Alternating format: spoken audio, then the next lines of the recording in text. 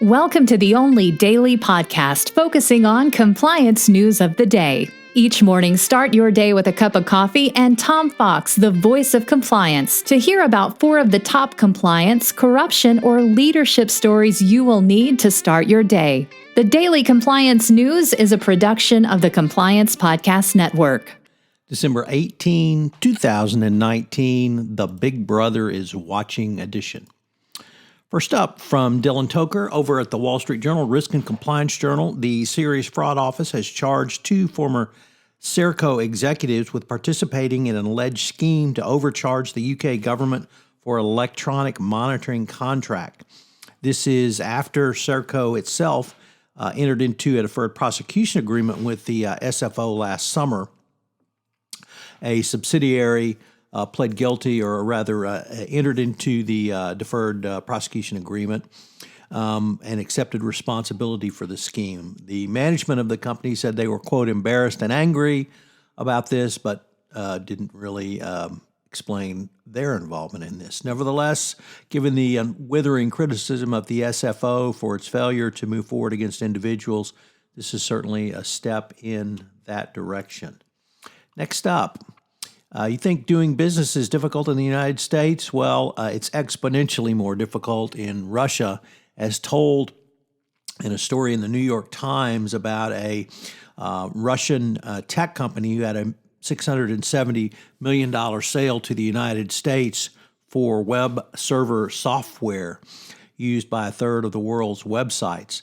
A company called NGINX made the sale to an American company, and thereafter, they were raided by the police in Russia by a company controlled by an oligarch who claimed that they stole the tech from him. It really points to the difficulties in doing business in Russia. If you do make money, someone will try to steal that money from you. So be careful out there. Next up, from the UN, there is currently a UN Convention Against Corruption going on in Abu Dhabi, the capital of the United Arab Emirates. The executive director of the UN Office of Drugs and Crime said, "We are at a critical moment and the world must must unite against corruption to stop precious resources being drained from illicit financial flows. The corrupt practices are costing the world literally trillions of dollars every year, being diverted from schools, hospitals, and other essential services and infrastructure." The fight against corruption certainly is ubiquitous across the globe, and we can only hope that this conference will further strengthen the UN's resolve to be a part of this.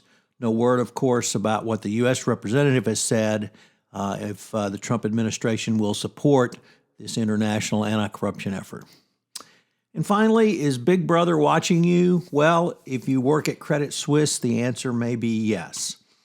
Earlier this year, it was reported that the CEO of Credit Suisse, was not enough coffee yet, had ordered surveillance on the head of its wealth management team, who had resigned in July to go to an arch rival. Well, now it turns out that Credit Suisse ordered spying against its own head of human resources, including extensive surveillance of his personal life and home. There's no indication of why this was done, but if you work at Credit Suisse, be prepared. Big Brother is watching you. The Daily Compliance News is a production of the Compliance Podcast Network and a proud member of C-Suite Radio. Thanks for listening.